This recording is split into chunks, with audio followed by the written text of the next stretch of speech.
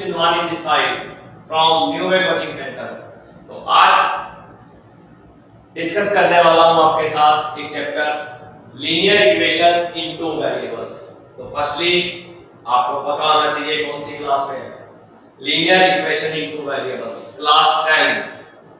तो सबसे पहले ax plus by plus c is equal to 0। क्या ये इक्वेशन मेरे पास टू वेरिएबल्स में है? सबसे पहले हमें ये चेक करना पड़ेगा, यस ये इक्वेशन टू वेरिएबल्स में है, variable x and variable y। अब जो x y के कोएफिशिएंट है हमारे पास वो क्या होते हैं? a x का कोएफिशिएंट और y का कोएफिशिएंट कौन होगा? b।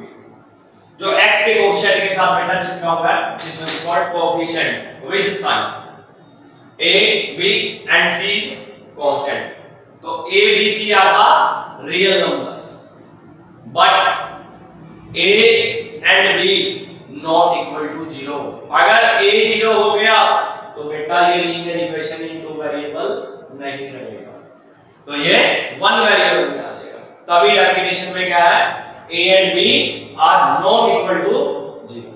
तो डेफिनेशन क्या है हमारे पास? ax plus by plus c is equal to 0 in two variables x and y, and a b c are the real numbers and a b are not equal to 0। तो तीन बातें आपके साथ अब डिस्कस करने वाला हूं जो बेसिकली आपको फ्यूचर में काम आएंगे क्वेश्चंस में। तो दो इक्वेशन हम लेकर चलते हैं, a1x plus b1y plus c1 is equal to 0 and another one is a2x plus b2y plus c2 is equal to 0। तो फर्स्ट बात जो बच्चों आपने ध्यान में रखनी है, a1 by a2 not equal to b1 by b2। अगर आप चेक करेंगे a1 x का कोएफिशिएंट और a2 भी अनदर इक्वेशन का x का कोएफिशिएंट, तो a1 by a2 का आंसर जो आएगा हमारे पास और b1 by b2 का जो आंसर आएगा y के कोएफिशिएंट से, वो अगर इक्वल नहीं आते तो उन लाइंस को अगर आप ग्राफ पेपर पर प्लॉट करके देखते हो तो वो इंटरसेक्टिंग लाइंस आएंगी और इंटरसेक्टिंग लाइंस एक पॉइंट पर मीट होंगी। तो कभी देखो मैंने क्या लिखा, a1 by a2 not equal to b1 by b2, intersecting lines main point. Second point unique solution, एक ही सॉल्यूशन होगा उसका। और third one is consistent. Consistent means value कोई ना कोई एग्जिस्ट करती है, कोई ना कोई पॉइंट सेटिस्फाई करता है उसको। तो ये बात आपको ध्यान रखनी है first. Second thing is a1 by a2 is equal to b1 by b2 is equal to c1 by c2।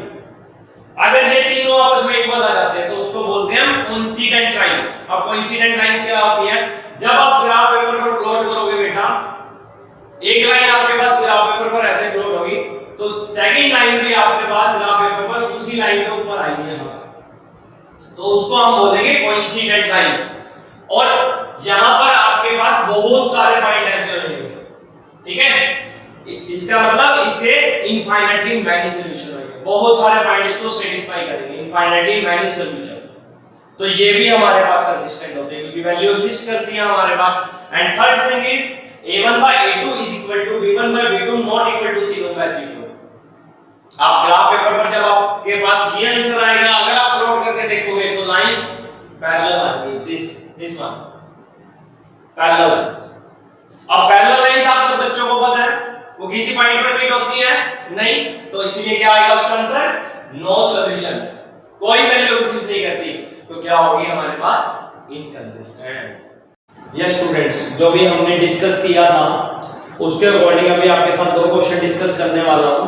तो आपसे पूछा जाएगा इस क्वेश्चन के अंदर, जो नंबर 1 क्वेश्चन है, कि हमारे पास इंटरसेक्टिंग लाइंस हैं ये इक्वेशंस के थ्रू, कोइंसिडेंट लाइंस है या पैरेलल लाइंस है। तो हमने सबसे पहले क्या करना है बेटा, चेक करना है क्वेश्चन के अंदर। तो फर्स्टली हमने चेक किया a1 कौन है? 5। b1 कौन है? -4 y का कोएफिशिएंट, और c1 कौन है? Constant term 8। लेकिन फर्स्टली आप ये भी चेक कर लिया करो, या तो दोनों कांस्टेंट आपके लेफ्ट साइड पर होने चाहिए या दोनों कांस्टेंट राइट साइड पर होने चाहिए। a2 7, b2 6 और c2 -9 आपके पास। तो चेक करते हैं फर्स्टली हम a1 by a2 5/7 and b1 by b2 check किया हमने -4/6। कैंसिल होता है तो इसको सिंपलीफाई करो, आंसर कितना है -2/3। अब चेक कर रहे हैं कि a1/a2 और b1/b2। a1/a2 का आंसर 5/7 है और b1/b2 का आंसर बेटा -2/3 है। तो c1/c2 आप चेक ही ना करो। क्यों? क्योंकि आपके पास a1/a2 not equal to b1/b2 आ गया। तो जब आपके पास ये कंडीशन आ गई तो इस कंडीशन को आपने जब सीखा था तो कौन से नंबर पर थी ये कंडीशन? फर्स्ट नंबर पर। इस क्या कहते हैं इसको? Intersecting lines. तो हमारे पास ये क्या होगा? Intersecting lines. जब इस दो इक्वेशंस को देख के जब आप इसको ग्राफ पेपर पर बनाओगे वाकई में ही इंटरसेक्टिंग लाइंस आएंगी ग्राफ पेपर पर। तो चलो बच्चों सेकंड क्वेश्चन पर चलते हैं। सेकंड क्वेश्चन में भी यस a1 9 b1 3 और c1 कितना है? 12। c1 कितना है हमारे पास? 12। यस हर्षित आप बताओ। a2 18 good, b2 6, c2 24, right. तो a1/a2 चेक किया मैंने हर्षित 9/18 कितना आंसर आया? 1/2। b1/b2 भी चेक करो 3/6 सिंपलीफाई किया आंसर कितना आया? 1/2। c1/c2 चेक करो आप 12/24 वंस अगेन कैंसिल किया आंसर कितना आ गया आपके पास? 1/2। अब चेक कर रहे हैं a1/a2 b1/b2 और c1/c2 तीनों का आंसर हमारे पास कितना है हर्षित? 1/2। तो a1/a2 is equal to b1/b2 is equal to c1/c2 क्या होता है हमारे पास? यस गुड हर्षित गुड शाबाश। तो ये हमारे पास क्या होगा? Coincident lines. तो जो मैंने आपको समझाया उसके अकॉर्डिंग दो क्वेश्चन डिस्कस कर लिए हैं। Yes students next questions. But इसमें क्वेश्चन क्या रेज किया हुआ है सबसे पहले आपको ये चेक करना है। इन क्वेश्चंस में क्वेश्चन रेज किया हुआ है कि आपको ये बताना है कि कंसिस्टेंट है या इनकंसिस्टेंट। तो ध्यान रखना।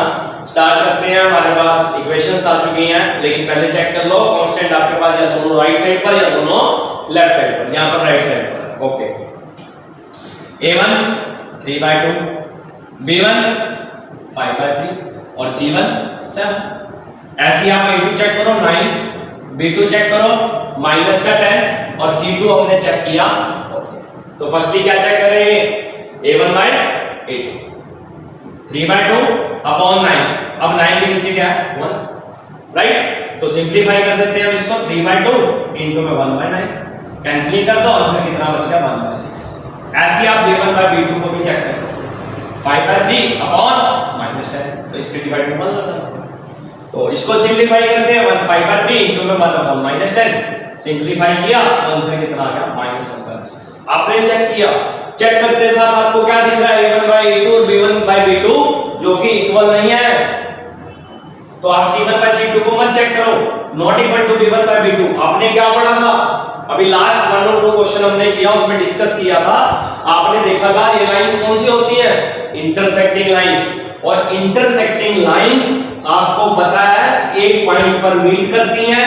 जब एक पॉइंट पर मीट करती है तो यूनिक सॉल्यूशन आता है, कोई ना कोई वैल्यू एग्जिस्ट कर रही होती है तो उसको कहते हैं हम consistent. Yes now next question question number 4 once again a1 5 b1 -3 and c1 is 11 right. Constant आप चेक कर सकते हो दोनों राइट साइड पर है या दोनों लेफ्ट साइड पर होना चाहिए। ठीक ऐसे ही आप a2 को चेक करोगे -10 b2 6 और c2 कितना अपने पास -22। तो चेक करते हैं अभी पहले a1/a2 5 अपॉन -10 कैंसिल किया आंसर आया -1/2। ऐसे आप b1/b2 को चेक करो बेटा -3/6 सिंपलीफाई कर लो आंसर कितना आ गया आपके पास? Once again -1/2। c1/c2 11/-22 कैंसिल किया once again answer -1/2। Yes Jayant Kumar बताओ अब क्या आया? a1/a2 is equal to b1/b2 is equal to c1/c2 because answer is -1/2। तो हमारे पास लास्ट क्वेश्चन में हमने सीखा था क्या है हमारे पास? Coincident lines. Coincident lines. तो कोइंसिडेंट लाइंस में हमने क्या सीखा था? इनफाइनाइटली मैनी सॉल्यूशन, जब बहुत सारे सॉल्यूशन आ रहे हैं, बहुत सारी वैल्यूज एग्जिस्ट कर रही हैं, तो क्या आएगा? कंसिस्टेंट। तो यहां पर आया इनफाइनाइटली मैनी सॉल्यूशन, आंसर क्या आया हमारे पास? क्योंकि हमसे पूछा गया था कंसिस्टेंट या इनकंसिस्टेंट, तो हमने क्या बताया? कंसिस्टेंट, क्योंकि वैल्यू बहुत सारी एग्जिस्ट कर रही है, कोई ना कोई वैल्यू एग्जिस्ट करेगी इक्वेशन को। ठीक है, राइट।